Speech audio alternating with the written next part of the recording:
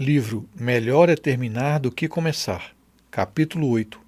Autobiografia de Daniel Aragão de Almeida. O chamado de Deus. Depois disto, ouvi a voz do Senhor que dizia: A quem enviarei? E quem há de ir por nós? Disse eu: Eis-me aqui, envia-me a mim. Isaías capítulo 6, versículo 8. A vida que se vive em um colégio adventista com um sistema de internato é tremendamente fantástica. Programas culturais, sociais e espirituais eram no meu tempo e ainda hoje continuam sendo direcionados para todo o corpo docente do colégio. Não existe a menor possibilidade de alguém experimentar tudo que o colégio oferece e não levar essa experiência consigo para toda a vida. Não dá para esquecer especialmente os momentos espirituais.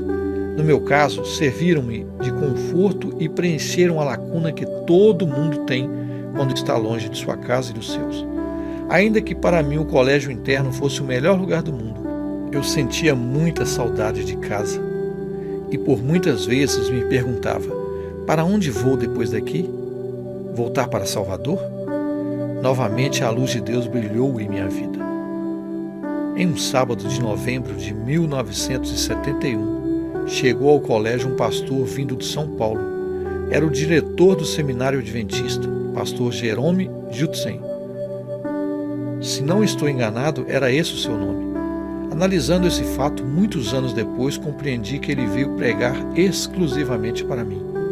Após o sermão, o procurei em seu aposento e disse-lhe: Pastor Jerome, gostaria de lhe dizer que algo tocou em meu coração quando o senhor pregou hoje pela manhã.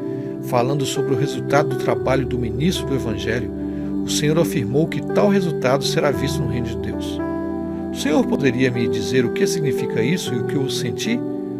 Ele prontamente respondeu-me: O Senhor Deus lhe está chamando para o ministério pastoral. Suas palavras foram muito verdadeiras para mim. Como fez Gideão, eu o coloquei à prova. Como poderia estudar teologia se não tenho como financiar? Minha família é muito pobre e muito grande, não é adventista, e, portanto não tem condição alguma para me ajudar. A resposta que eu jamais gostaria de ouvir, ele me deu: Você vai comportar e então conseguir os recursos para pagar seus estudos. Mas pastor, eu já tentei quando ainda estava em Salvador e não fui bem sucedido, respondi. Comportar para mim é um verdadeiro suplício. Seria a última coisa que eu faria. Então veio o encorajamento. Faça essa última coisa e o Deus que lhe está chamando é o mesmo que lhe vai ajudar. Então, vá, e no final encontraremos no IAE. Saí daquela entrevista me perguntando: Meu Deus, como pode ser isso? O Senhor está me chamando para ser um ministro do Evangelho? Eu nunca imaginei isso para mim. Eu não tenho qualificação, sou de uma família pobre e o Senhor me está chamando? 20 anos se passaram desde aqueles tempos de vergonha em Itaquara, quando de repente encontrei-me com um colega e ele exclamou surpreso: Você é um pastor? Eu lhe conheci como um feirante. Muitas vezes, pessoas encantadas por talentos, habilidades e realizações próprias não sentem a necessidade de algo maior do que elas mesmas. Que engano terrível! Entre os contemporâneos de Cristo, muitos possuíam formação acadêmica superior, posição ou riqueza pessoal. No entanto, o nome deles há muito tempo foi esquecido. Porém, permanecem na memória de todos nós pessoas comuns, que foram transformadas em testemunhas extraordinárias para Cristo. Agricultores, pescadores, carpinteiros, pastores, oleiros, donas de casa e trabalhadores domésticos. Lição da Escola Sabatina de janeiro a março de 2014, página 40. Transponho aqui um texto que serve de encorajamento a todo aquele que, uma vez chamado, se acha incapacitado para tal tarefa. Eis o texto na íntegra. A meditação de hoje é um texto que traduzi e adaptei. Trata-se da ficção de uma igreja que teria feito entrevistas com vários candidatos e então descreve o perfil dos entrevistados para que outras igrejas não percam tempo com esses desclassificados. Noé tem experiência de 120 anos de pregação, mas sem nenhum converso, exceto alguns membros da própria família. Não agradaria a associação. Moisés gagueja ao falar e a sua congregação anterior afirma que ele se exaspera com facilidade. Além disso, já é muito velho. Salomão tem fama de sábio, mas falha em praticar aquilo que prega. Elias, personalidade depressiva e inconstante, é conhecido por desanimar-se sob pressão e deixar-se intimidar sob ameaças femininas. Oséias, vida familiar em sérias dificuldades, seria um embaraço para a igreja. Jeremias, muito emotivo e alarmista, uma personalidade problemática, incomoda as pessoas com suas lamentações. Amós, suas origens não o recomendam. Vem da zona rural e julgamos que é melhor que ele continue colhendo figos bravos. João Batista, diz ser batista, mas não tem nenhum tato com as pessoas e veste-se como um hippie, deixaria os membros constrangidos. Pedro, desequilibrado emocionalmente. Além disso, ouvimos dizer que ele anda negando a Cristo publicamente. Paulo, também falta-lhe tato, muito duro no que diz e escreve. Além do mais, sua aparência não o recomenda. Seus sermões são muito longos. Timóteo apresenta algum potencial, mas é ainda muito jovem.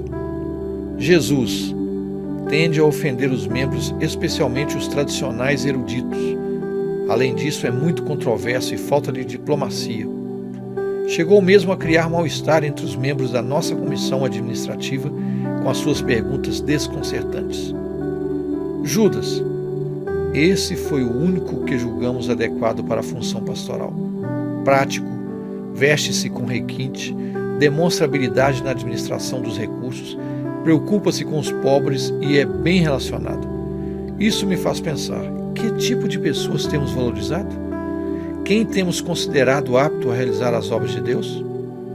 As Escrituras dizem, mas Deus escolheu as coisas loucas deste mundo para confundir as sábias. E Deus escolheu as coisas fracas deste mundo para confundir as fortes. 1 Coríntios 1:27. O mais terrível teste. Encorajado pelas palavras do pastor Jerome, no fim do mês de novembro de 71, saí à luta. Em companhia de um adolescente de 16 anos, por nome Silas, estudante da 7ª série. Para mim, o segredo para sair e comportar consistia em não ir sozinho. Então eu e Silas formamos uma dupla, que de certa forma deu certo, apesar de não termos tido muito sucesso. A Missão Mineira nos deu 2 cidades para trabalharmos. Uma foi a cidade de Divinópolis, na época cidade sem a presença adventista. A outra foi Araxá, no Triângulo Mineiro. Já na última semana de trabalho, ainda não tínhamos conseguido o que precisávamos. Foi então que recebemos um convite de uma cliente para almoçarmos em sua casa. Foi um dia de domingo. Um convite desse, todo comportor estudante deseja receber. Nós estávamos precisando mesmo forrar o estômago, que há dias se contentava com um abacaxi pela manhã e outro pela noite. Ao meio-dia, um prato tipicamente mineiro, feijão, ovo frito e farinha de milho. Era dividido para os 2. A prova que passei nesse almoço foi algo parecido com o que ocorreu com José do Egito. O Silas não se envolveu, até porque ele era apenas um adolescente bastante ingênuo, e eu já com os meus 22 anos incompletos. Eu tenho toda certeza que anjos de Deus estiveram ali e me guardaram de pecar, porque senão o meu chamado teria ido por água abaixo. Até hoje me pergunto, como pude sair ileso daquele ataque do inimigo? A resposta é óbvia. O anjo do Senhor esteve comigo naquela tarde de domingo. A recompensa. Após agradecer pelo almoço, saímos a trabalhar. Ali mesmo, bem perto, vimos um senhor sentado em frente à sua oficina de automóveis. Disse para Silas, vamos falar com aquele senhor. Ao apresentar os livros, ele nada comprou, mas nos disse, ali na esquina mora um alemão que é diretor de uma usina de extração de minério aqui na serra. Se ele levar vocês lá, vocês vão se dar muito bem. E não deu outra. Batemos à sua porta, apresentamos os livros, ele comprou e ainda nos convidou para irmos à usina na segunda-feira. Ele mesmo nos levou em seu carro, um veraneio da Chevrolet, e nos apresentou todos os seus funcionários, e todos compraram. Nenhum livro voltou. Isso ocorreu na última semana do mês, quando as férias já estavam acabando e não tínhamos mais nenhuma esperança de venda. Eu não tenho nenhuma dúvida de que, após ter passado por uma grande prova, o Senhor me deu uma grande vitória. No final, o saldo foi positivo. Dividimos o lucro e nos separamos. Silas voltou ao colégio e eu me preparava para ir para São Paulo à procura do pastor Jerome Judson. Acertando as contas na Missão Mineira, conheci um recém-formado pastor por nome Marcos Mendes, vindo do ENA, Colégio Adventista em Belém de Maria, Pernambuco. Esse rapaz me disse: "O seu lugar é no ENA." Agora, ao invés de ir para São Paulo, fui para o ENA, com alguns trocados no bolso. Finalmente cheguei ao lugar onde o Senhor iria me abençoar de maneira profunda. Muita coisa ainda estava para acontecer. O ENA era um colégio situado em uma região do estado de difícil acesso, especialmente no inverno. As estradas ficavam intransitáveis. Ônibus não passava e às vezes a gente se sentia como se estivesse ilhado e incomunicável. Para compensar, o lugar em si era extremamente aconchegante. A vida fluía de forma celestial. Posso até estar exagerando, mas era esse o clima que reinava ali. Para mim, o ENA foi o ambiente mais especial em que vivi. Foi tão especial que, quando nasceu a nossa filha caçula, em sua homenagem demos-lhe o nome de Esmirna, nome do prédio onde moravam as moças do internato, Lar Esmirna. Saudade. E onde moravam os rapazes? No Castelo Alvorada. Haja coração. Alvorada, palavra mágica para mim.